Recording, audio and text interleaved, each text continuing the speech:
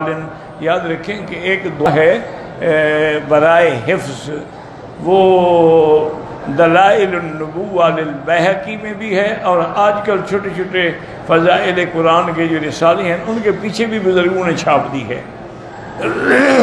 وہ دعا ایسی ہے ماشاءاللہ جو حضور نے حضرت علی کو سکھلائی تھی رضی اللہ عنہ، اور فرمایا تھا کہ ایک جمعرات، دو جمعراتیں، حتیٰ کہ آخر حد 7 جمعراتیں ہیں، تو ہم اس پر عمل کر لو تو پھر زندگی میں کبھی کوئی چیز نہیں بھولو گے۔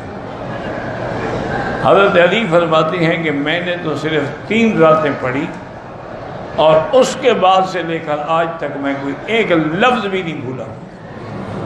تو وہ جو لوگ قرآن پڑھ رہے ہیں، حفظ کر رہے ہیں، یاد کر رہے ہیں، یا جو طالب العلم ہیں، حدیثیں پڑھنے والے، دین پڑھنے والے، ان کو چاہیے کہ وہ دعا جو ہے کتاب لے لیں، ایسے تو یاد کرنا مشکل ہو جائے گا۔ وہ شروع ہوتی ہے اللہم ارحمنی بترک المعاصی ابدا ما ابقیتنی وارزقنی حسن النظر فیما یرضیک عنی اللہم بدیع السماوات والارض یا ذا الجلال والاکرام۔ اس سے پہلے 4 رکعت نماز پڑھنی ہے، ہر رکعت میں ایک سورت پڑھنی ہے، پھر یہ دعا مانگنی ہے۔ 1 جمعرات، 2 جمعراتیں، آخری حد 7 جمعراتیں ہیں۔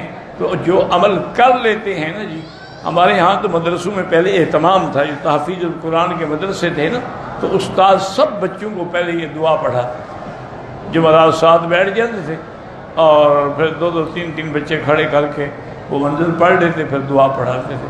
اس کا فائدہ یہ ہوتا تھا کہ وہ بچے جب حافظ بنے تو پھر الحمدللہ ان کو کبھی کچھ نہیں بھولا۔